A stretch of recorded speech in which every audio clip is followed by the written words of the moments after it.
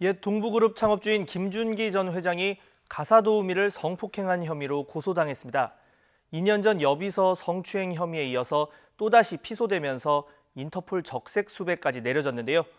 청와대 국민청원 게시판에는 김 전 회장을 법정에 세워달라 이런 피해 자녀의 글이 올라오기도 했습니다. 자세한 내용 취재기자 연결해서 알아보겠습니다. 이영원 기자.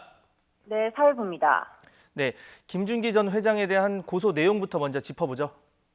네, 가사도우미를 성폭행한 혐의로 고소당했는데요. 고소장은 지난해 1월 경찰에 접수됐습니다. 고소장이 제출된 지도 1년 반이 넘었는데 지난 2016년부터 1년 동안 김 전 회장에게 성폭행을 당했다는 내용입니다.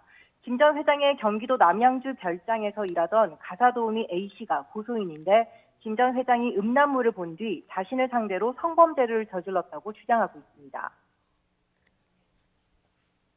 김 전 회장이 성범죄로 피소된 건 이번이 처음은 아니죠? 네, 지난 2017년에도 성범죄로 피소된 전력이 있습니다. 김 전 회장의 여비서로 3년 동안 일했던 30대 여성이 고소했는데요. 2017년 2월부터 7월까지 사무실에서 상습적으로 강제 추행을 당했다고 주장했습니다. 당시 동부그룹 측은 신체 접촉은 있었지만 동의하에 이루어져 강제 추행은 아니라고 반박했습니다. 이 해명과 별개로 김 전 회장은 대표 이사직에서 물러났는데요. 개인의 문제로 회사에 짐이 돼서는 안 된다고 판단했다며 주주와 투자자, 임직원 등에게 사과하기도 했습니다. 네, 사과는 있었지만 제대로 된 처벌은 없었다 이렇게 보면 될 것 같은데 이번 사건에 대한 김 전 회장 측 반응도 2년 전과 비슷하다고요? 네, 성관계는 있었지만 성폭행은 부인하고 있는 것으로 전해졌는데요. 합의된 관계였다는 겁니다. 2년 전 여비서 성추행 당시 동의하에 이뤄진 신체 접촉이라며 강제 추행을 부인한 것과 같은 반응이죠. 이 가사도우미 A씨가 관계를 이유로 돈을 요구했다는 주장도 나왔는데 A씨 측은 돈을 요구한 적도 없고 합의한 성관계도 아니라고 반박한 것으로 알려졌습니다.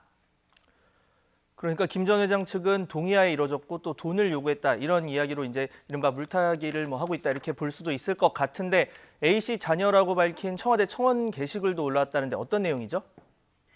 김 전 회장을 법정에 세워달라는 내용인데 어제 청와대 국민청원 게시판에 피해 자녀라고 밝힌 글이 올라온 겁니다. A씨가 김 전 회장의 별장에서 일을 시작하게 된 배경부터 이 김 전 회장의 비상식적인 행동과 A씨의 대응 등에 대한 주장이 상세히 담겼는데요.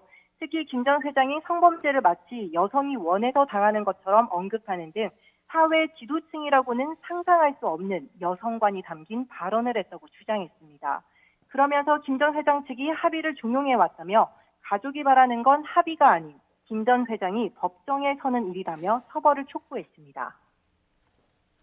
사실 당당하다면 이제 경찰 수사에 응하면 될 일인데 김 전 회장 여전히 미국에 머무는 상황입니다. 이런 상황에서 경찰 수사 제대로 될 수가 있을까요?